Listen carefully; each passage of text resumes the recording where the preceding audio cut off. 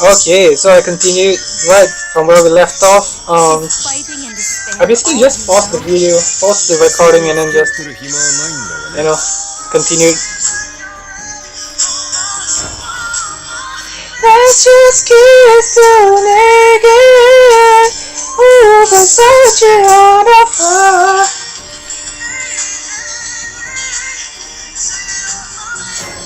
It's crazy, man. I really don't have anything but praises for this guy. And what's so amazing is that when he speaks, he actually sounds really. His voice is actually pretty deep. Like, you thought that he will sound like Michael Jackson, right? He will like, yeah, when I write songs, it's about what I care about, and I just love to make people happy with my music. But it's not, it's not about like, yeah, it's about the man in the mirror making the world a better place. Just call my name, and I'll be there. It's not like that. He actually speaks somewhat like me, like the voice, and that's just crazy in my opinion. If you're playing against Forest Craft in Unlimited, there's about 80% chance, 8 times out of 10, that you're playing against Roach, because it's just so broken with Arya. I can't believe not many people play this deck. I think because it's actually really tough. I think Roach is one of the toughest to play. But the moment you can do the Japanese math in your mind, really strategizing from whatever that you have in your hand, and really planning your step ahead, this is actually, in my opinion, the top tier deck. Easy, and it should belong in a tier on its own, and nothing else should touch it. That's how broken it is, in my opinion. If you really can play it, and you really know when to evolve, you really know when to drop your Rhino, it's actually a disgusting one to deal with.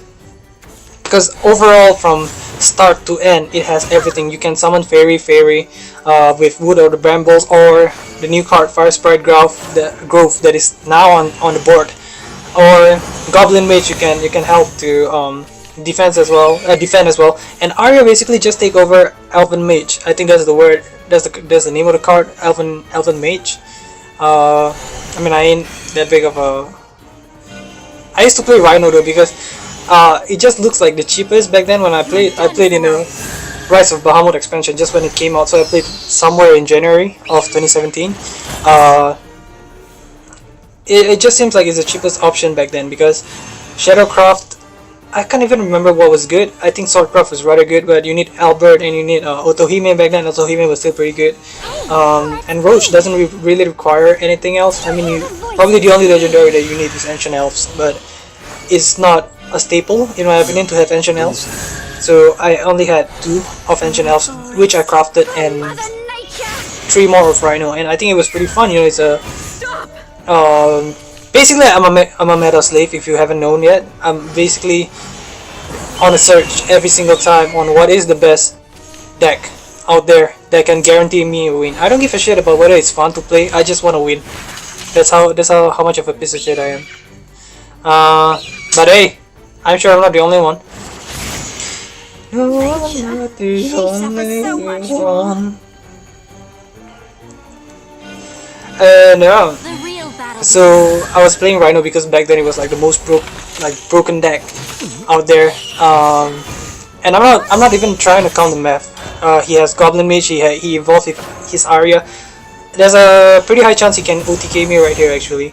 But yeah, I was playing Rhino back then, and it was fun until I realized that, you know what, screw this shit. And it actually got really, really, really weak because a lot of cards got nerfed. Hunter Fina got nerfed. Goblin Mage got nerfed. Like a few more got nerfed, and it is just really heavy on Roach. A lot of people are saying that it's really weak now. It's harder to OTK, but it balanced out a lot of things because apparently a lot of the players a lot of players, including me, stopped playing Rhino. So it just went from, oh yeah, shit, I win. Oh no, I haven't win. Let me count. 3, 6, 9. Yeah, that's not enough. But I will gladly defend myself.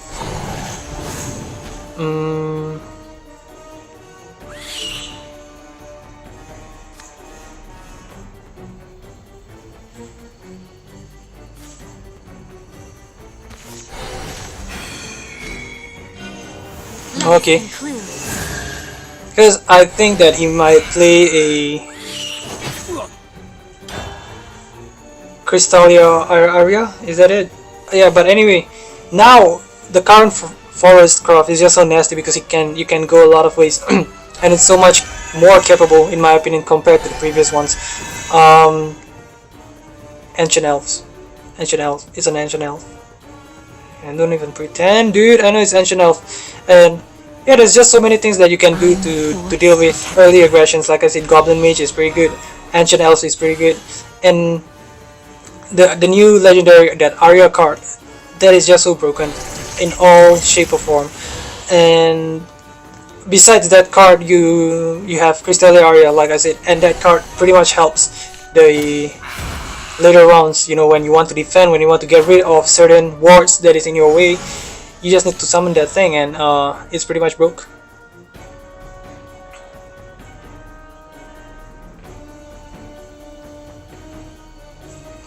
I have to drop this. I have no choice but to drop this.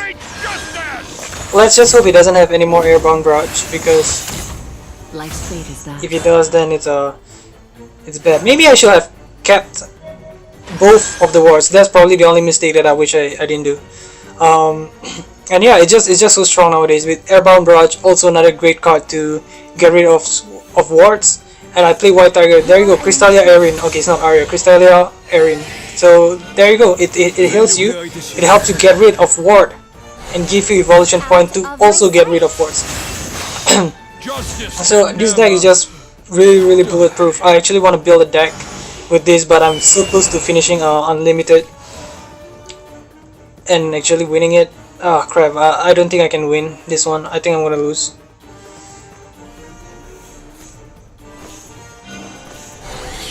But I kinda wasted his Airbound Barrage, I kinda wasted his Ancient Elf. There's still a possibility that I can win, but Stay nice and calm, okay? maybe I should have dropped my Jin some turn ago, like at turn 6, instead of dropping a Regal Falcon. But it's a really a coin flip, because he has 28 cards just now, or maybe 30 cards just now, and what are the chances that he has a Crystalia Erin in that thing? I know usually people put 3 copies of it in the deck, but boy, let me see how 6,000 points. So this guy is definitely one of the better players. I mean, if you just want to do the math, is that he's in the top half, right? If you take it by yeah, so we burn his return cards. We burn his return cards like Airbound Barrage and Ancient Elves, like I said. So I'm assuming that he doesn't have Nature's Guidance, doesn't play Pixie Mischief. That's another card that used to be quite popular, but now usually people will just play Nature's Guidance and Pixie Mischief. I mean, I'm sorry, Airbound Barrage. Yes, and I think that's actually a very smart thing of him, because he might suspect that I have Hello Dogma and the likes, but oh baby. So there we go. But to be honest, in my opinion, Forest Craft is one of the hardest to deal with, and Heavenly Knight, to be honest, is one of the cards that really cock block and disrupt the tempo as well. Just like Crystalia Erin does in Forest Craft, Heavenly Knight does the same. 3/7, gain Storm if there's an allied countdown amulet. You know, if an allied amulet is present, it doesn't have to be countdown. My mistake. So it's a good strong ward, you know, 3/7 at the cost of 7. So arguably you would want to play the same, like whatever that I just play. 5. The best curve is probably at 4. You have, I keep on forgetting the name, Bird Keeping Disciple, and then 5 you will play the Tin Man. Is it Tin Soldier? Yeah, not Tin Man, Tin Soldier. And then at turn 6 you want to summon a Garuda, and then at turn 7 you might drop down your Heavenly Knight if you know some things are still left over. Usually if you play at 4 Bird Keeping Disciple, 5 Tin Soldier, and 6 Garuda, at 7 you don't have any other amulet that is in play, unless you are playing the Summit Temple style. But Summit Temple doesn't play Garuda usually and doesn't play Tin Soldier. We got another Actually, sometimes keeping Dark Djinn can be useful because usually they might just stack up the board with fairies everywhere. I'll keep one. Ah, shit. Okay. There's always the risk of keeping one important high cost cards in your hand, but sometimes it runs the risk of your hand breaking really early in the game, and this might be one of those moments. But yeah. So again, Forestcraft, I still will defend it. Besides the usual aggro blood or aggro sword, this deck is quite weak. Honestly speaking, this deck is quite weak against aggressive playstyle because they can just keep on attacking you in the face and you have to react, right? But the problem is that you react, but then again, because you are using countdowns, you can't do shit but wait for the countdown to pop. You arguably can use Hello Dogma, and I still have Mind Use and White Tiger in the deck, but it's not like every single time I can get the cards that I want in my hand. So sometimes you just gotta deal with it, you know. What can you do? And only reason I didn't throw down Jane is because I want to do this, and excuse me, and because I feel that if I throw down Jane and this goes on a little bit later on, Jin can actually be good to clear off the remaining of the board, because even if they evolve the fairy, it's going to be 3-3. If they evolve something else to destroy something on my board, chances are it's going to be less than 3 or just not a 3. So I keep it just for that sake, and I also want to use Hello Dogma earlier so that I can draw an extra card and have more options for me to play around with. So yeah, like I said, actually it's a decent thing. It's a decent decision to keep my Dark Djinn in my hand and not redraw that card, because as you can see, like what I said, at turn 6 chances are I am able to use Dark Djinn just to clear off the board, and then excuse me, I'm a bit sick. Jinn, Beacon of Salvation can then clear off. Ah man, this is the nasty combo. Once you get Arya, once you get Fortune Hunter Fina. I keep on thinking it's Mobile Hunter Fina. I can't remember. I don't know why, but Fortune Hunter Fina.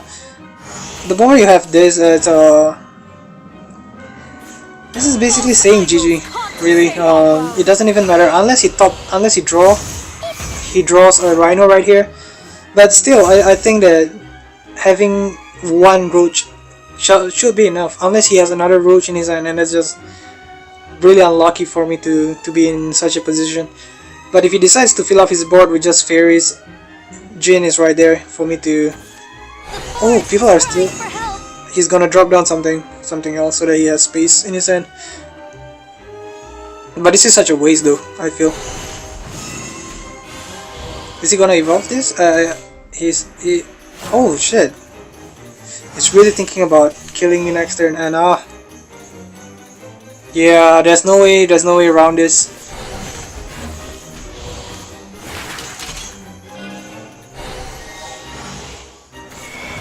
Yeah, he can kill me basically next turn really easily.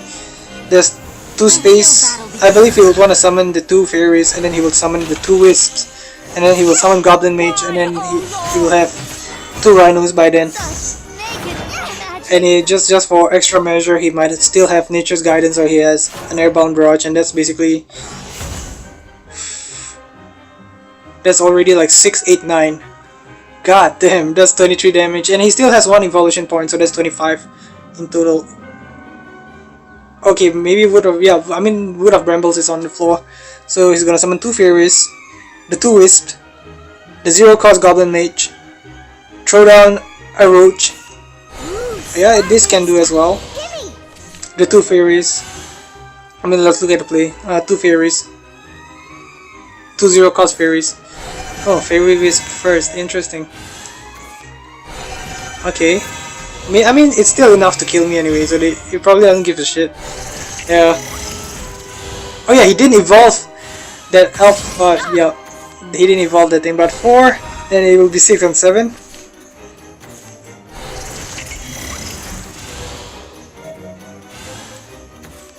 Yeah, this is just really nasty, you know. it's as if like you gotta play like a Guardian Sun type of deck just in order to.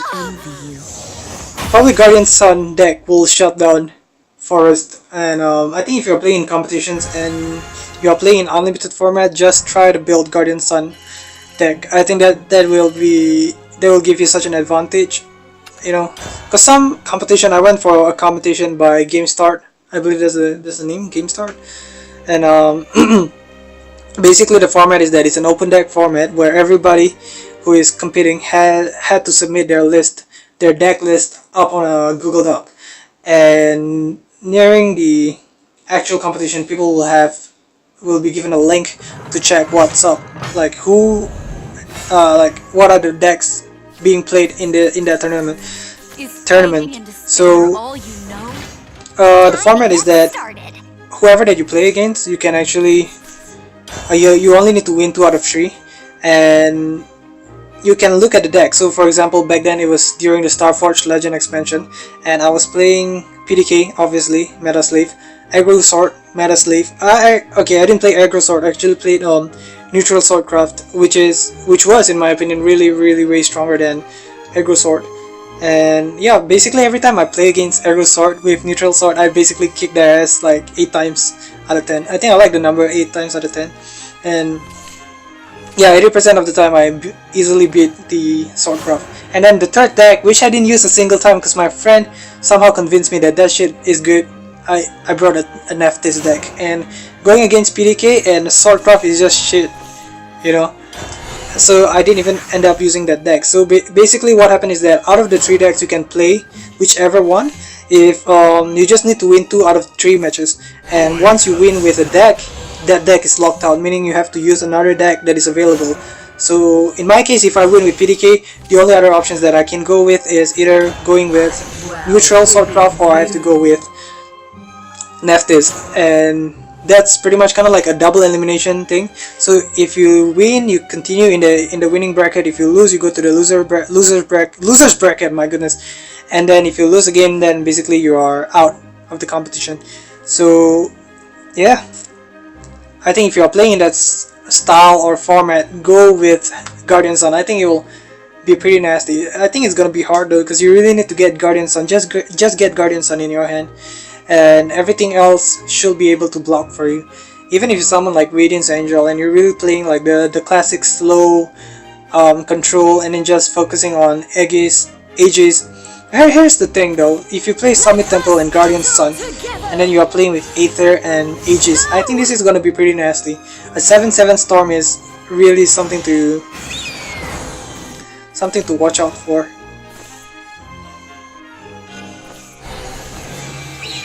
So yeah, if you're playing in that format, play Guardian Sun. I might think of doing that deck just to show you how well it works in ranked, but I think I will only do that once I hit Grandmaster, because I really like to collect all the flares, and the sleeves basically flexing on these noobs, right? That's my mindset, flexing on the noobs. And if you don't like being a noob, then don't blame it on me. Don't be a bitch, climb up and win. I ain't gonna apologize for calling noobs. I actually don't call people noobs, but I'm just saying that I just like to flex. Cause my friend is he always talked about like how rank doesn't matter, and I'm like, dude, if you play against the actual like really good players, you'll be surprised at how fast they can kill you, and all the decisions that they made is just like as if they can see your hands. Yeah, and it's only like AA3. Actually, it's very close to being a master, but he just trash talked me so much that I just gotta like make it a statement that, you know, a grandmaster is still a grandmaster. Because you think it's easy to climb to 10k in a month? It ain't, son. But yeah, this is looking rather terrible for him. Because I still have one. Because the thing is, the only reason I can go all out like this is because I have a white tiger in my hand, and I definitely can drop the white tiger the next turn, because even though this is gonna summon something, this is gonna be popped, and it's gonna at least leave a space for me if he doesn't decide to kill this dude. For now. I think he will try to control everything. He will evolve this one and then try to kill my Minu. And that's the thing about Minu, White Tiger, is that whole resistance thing. Can't be targeted by enemy spells or effects. It's just so good because there's not many cards out there that people play so that they can counter the early aggressions with non-targeting spells, yep, or followers. So they have to remove it by clashing.